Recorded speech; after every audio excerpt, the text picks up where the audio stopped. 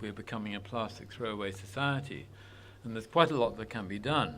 We would be pushing for a deposit scheme for plastic and glass so that they can be returned. I see littering as another form of antisocial behaviour. Now, for the most part, Jesmond residents are very responsible, you're all lovely people, but the vast majority of litter that I see hasn't fallen out of the back of a blue bin or that kind of thing. It's people on a night out, smashing bottles, breaking into cars, leaving things in grass verges. I've got a slightly different take on it. I would say that Jesmond is an absolutely beautiful area. It's leafy, it's green, and it's very, very clean.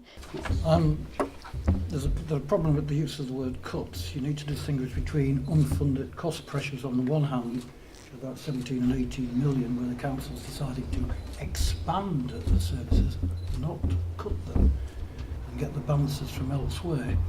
And the real revenue reductions, which for next year will be 3.4%. What would I personally cut? Absolutely nothing. That would be my starting position. However, I live in the real world.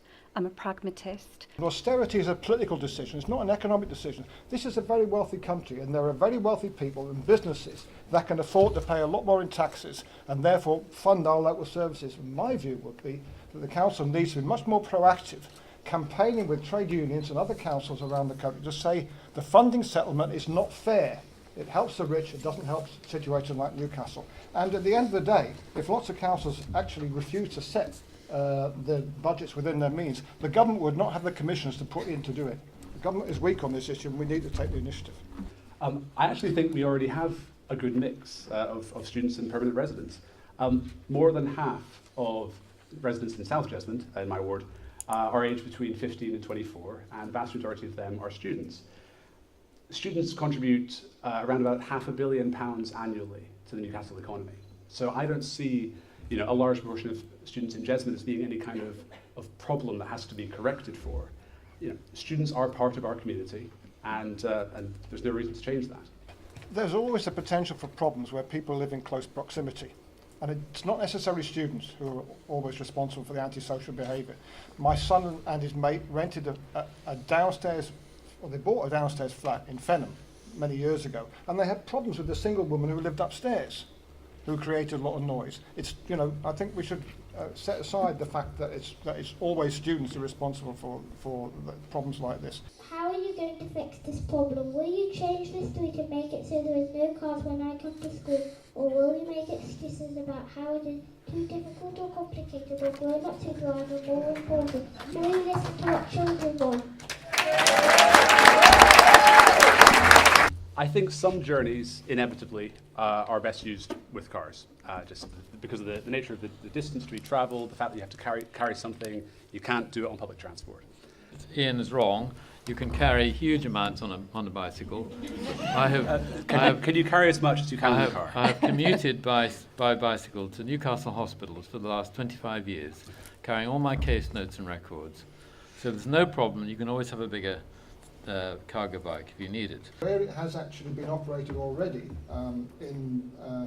in Walker, for example, it has actually improved the quality of rented properties. And where they have some problems with it, however, are with that the council is proposing to share information with the police and home office as part of the landlord licensing scheme, and that may have problems, particularly for black and minority ethnic people. We know of cases of people being the Windrush generation being deported because they didn't have the right papers. So there are issues around that, but generally Acorn's in favour and so am I. I think it'll also help crack down on bullying and intimidating landlords. If there are less problems that tenants experience, there's also less turnover and less empty property, which means that's better for community integration.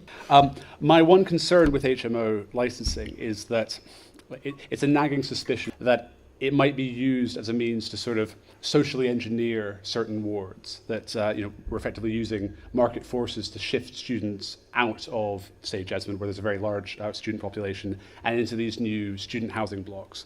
That's something which I don't think should be allowed, but absolutely, if the intention is to improve the standards of rented accommodation, then it's a fantastic idea. We have, I think, 62% of South Jesmond ward, I believe I'm right in that, are student houses. Yes, if I could move students physically from some of the houses to actually lessen the burden. Yes, it is a burden. I'm sorry, I just fundamentally disagree with what you've just said. You know, in a free society, I just simply don't think it's the role of a council to tell private citizens where they can and can't live. This notion that all students are the same, they are not. I think we could also, as residents, kind of lead by example and actually think about some of the challenges that students face moving into a new area, a new community, and maybe living away from home or halls for the first time. We need to take student welfare really seriously, and anyone who's elected is here to represent student residents as well. But in terms of antisocial behaviour, the number of complaints was 360 compared with nearly 1,800 on the quality of the accommodation. So antisocial behaviour is much less an issue than the quality of the accommodation.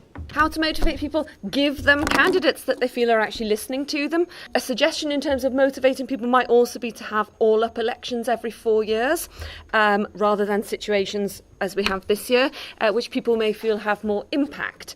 It would be more cost-effective, more significant, and could potentially create more of a buzz. I think you have to, first of all, bring change and show that you're bringing change. That is what we call representative democracy, and that's what people would want.